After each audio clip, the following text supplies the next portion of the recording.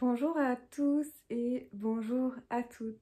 Alors aujourd'hui je vous fais cette petite vidéo pour vous parler du processus créateur. Alors qu'est-ce que c'est que le processus créateur?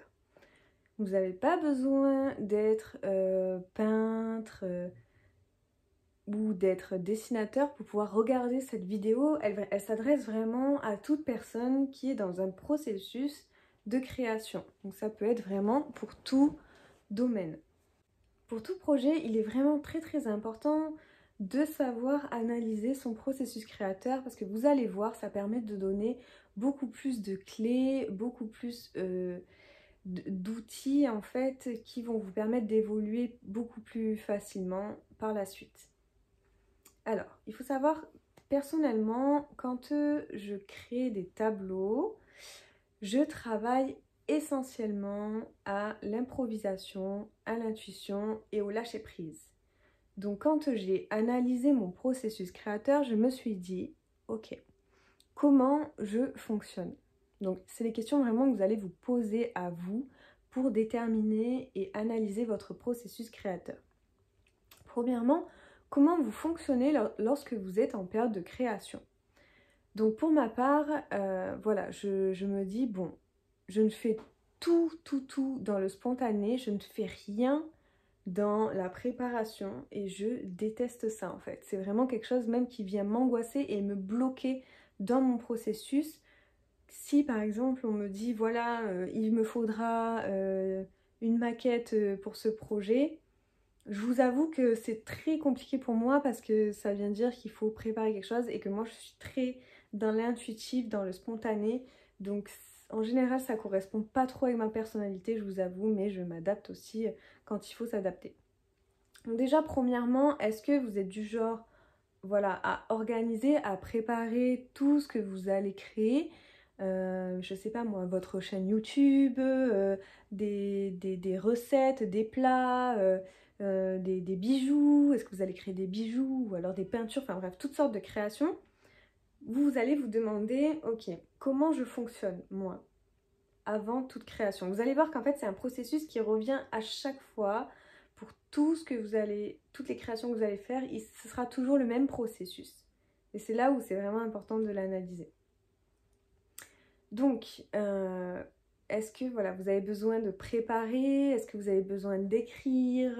Est-ce que vous avez besoin de faire des maquettes? Est-ce que vous avez besoin de faire des visuels, d'en parler à telle personne avant? Enfin voilà, comment vous décidez de vous mettre, entre guillemets, au travail, de vous mettre en mode création? Donc pour ma part, aimant le spontané voilà, et l'improvisation, j'ai toujours quand même pour habitude, c'est quelque chose vraiment que je ressens au plus profond de moi-même, c'est-à-dire qu'à chaque fois j'ai une période d'incubation. C'est-à-dire que l'incubation, c'est je vais commencer à aller regarder sur Instagram des peintures sur le sujet bien sûr que je veux faire. Je vais aller chercher, je vais aller faire les magasins, je vais aller aux boutiques de beaux-arts, je vais commencer à prendre tel ou tel matériel, je vais commencer à prendre telle ou telle peinture qui va m'attirer et m'inspirer à ce moment-là. Et en fait, voilà, je commence à être tout simplement dans un processus d'incubation, dans un truc de... Il y a quelque chose qui est en train de se mettre en forme. Je sais pas encore trop quoi, mais je sens que je vais bientôt créer quelque chose. Peut-être parfois que c'est voulu, que ce sont des thèmes qui sont voulus de base, et peut-être que parfois c'est juste quelque chose que je ressens en moi où je me dis tiens aujourd'hui j'irais bien dans une boutique de beaux-arts aller acheter du bleu de tel bleu parce que c'est quelque chose je sais pas, je vais aller acheter une toile aussi parce qu'en fait j'ai envie de peindre, voilà. Et donc je suis petit à petit dans cette période d'incubation. Ensuite vient la phase de la période de mise en forme. Donc ça, c'est vraiment la période où vous allez faire la création en elle-même. Alors, il est possible parfois que dans cette phase-là, déjà voilà, vous pouvez analyser comment vous mettez en forme votre création. Est-ce que vous utilisez toujours les mêmes outils? Est-ce que c'est toujours la même façon de faire? Qu'est-ce qui rentre vraiment dans ce processus de ma création à moi? Et souvent c'est souvent dans cette période-là, pardon, qui va peut-être apparaître des blocages et des inhibitions. C'est possible. C'est-à-dire que moi, il y a certaines œuvres où je les fais d'une traite et d'un coup, j'ai aucun blocage et c'est exactement ce que je voulais et c'est parfait, voilà, ça correspond tout à fait à ce que j'avais imaginé. Et il y a parfois des œuvres où je me retrouve en face et je me dis, mais déjà, c'est pas du tout ce que je voulais faire. Et puis je bloque, je commence à bloquer sur quelque chose et c'est parfois des... Voilà, moi je sais que j'ai des tableaux que j'ai parfois jamais finis, où il y en a un là récemment que j'ai commencé et je suis incapable de le terminer parce que je ne l'aime pas du tout, parce que c'est pas du tout ce que je voulais faire et parce que je me retrouve totalement bloquée. Donc il va falloir à un moment donné que justement j'enclenche des solutions dans mon processus créatif pour pouvoir me débloquer et terminer ce tableau comme il se doit. Et donc voilà, il peut s'avérer que dans vos phases, il arrive voilà, des blocages comme ça. Donc comment vous faites en général, ou alors si vous n'avez pas encore analysé tous ces processus-là, ce processus créateur, je vais vous aider à trouver une solution pour pouvoir vous débloquer.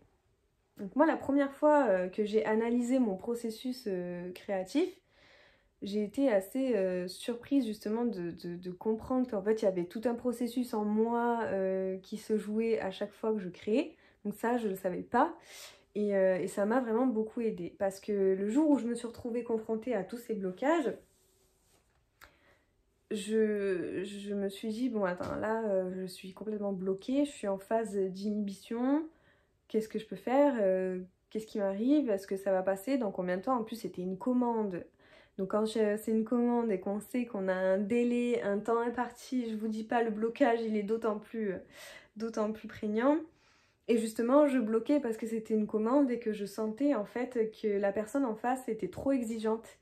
Et elle voulait trop mettre d'elle-même et je trouvais pas ma place, j'arrivais pas à me faire confiance aussi, à me dire que voilà, telle création, c'était quand même ma création, c'était mon tableau et que j'étais obligée d'y mettre mon identité et ma patte en fait et je sentais qu'elle prenait trop de place voilà, sur mon travail, elle voulait trop ça comme ça, ça comme ça, ça comme ça et moi ça avait tendance à m'angoisser et à me bloquer totalement. Alors qu'est-ce que j'ai fait ce jour-là pour désactiver ces peurs, ces inhibitions? Je me suis dit là il faut absolument que je fasse quelque chose et j'ai commencé à écrire. Donc j'ai pris une feuille et j'ai fait de l'écriture intuitive. Donc c'est-à-dire l'écriture intuitive c'est vraiment voilà, c'est du lâcher prise, c'est pareil, c'est qu'est-ce qui vient à ce moment-là, on réfléchit à rien, on lâche le mental et on écrit et on voit ce qui sort effectivement sur la feuille. Et donc je me rendais effectivement compte de pourquoi j'étais bloquée. Je m'étais posé la question, pourquoi tu bloques sur ce tableau, qu'est-ce qui se passe? Et donc j'ai fait tout ce travail de détisser un peu tout ça et de me rendre compte qu'effectivement je bloquais parce que j'avais peur de l'exigence de la personne en face de moi et du coup ça me mettait dans un état de paralysie totale. Après ce travail d'écriture, j'ai décidé aussi d'aller me vider la tête parce que j'étais vraiment trop prise par tout ça et je me suis dit peut-être qu'il faudrait que je lâche prise et que j'aille faire un tour. Donc je suis partie faire un tour dehors, j'étais en pleine nature, ça m'a fait du bien, j'ai commencé à regarder des fleurs, à regarder la nature, à m'imprégner un peu de la nature qui est vraiment pour moi ma source d'inspiration de base. Et ça m'a fait un bien fou parce que je suis allée m'inspirer en fait petit à petit à droite à gauche. Je me sentais bloquée, je savais plus quoi faire sur ce tableau, je savais pas comment intégrer ce que je voulais intégrer. Et la façon de me débloquer, ça a été premièrement d'écrire dessus, de savoir quelles étaient mes peurs et quels étaient mes blocages. Et de deux, d'aller regarder à droite à gauche, de lâcher prise, mais tout en m'inspirant de plein de choses en fait. Et donc j'ai forcément réussi à me débloquer, j'ai réussi à créer le tableau comme elle le voulait et ça correspondait effectivement à nos deux univers et ça correspondait à elle comme à moi. Donc c'est vraiment important d'analyser votre processus de création parce que vous allez pouvoir avancer beaucoup plus vite quand vous vous connaîtrez vous-même, quand vous connaîtrez votre processus, vous allez savoir comment vous débloquer, comment avancer, comment réagir à telle situation. Ok, là c'est des blocages, là c'est des inhibitions, là c'est des peurs, comment je fais? Et enfin, vous avez la dernière phase du processus créateur. Donc là, je vous parle plutôt de peinture. C'est la phase entre guillemets de deuil, mais qui peut advenir à voilà, à chaque création que vous allez entreprendre, à chaque métier que vous faites, j'en sais rien.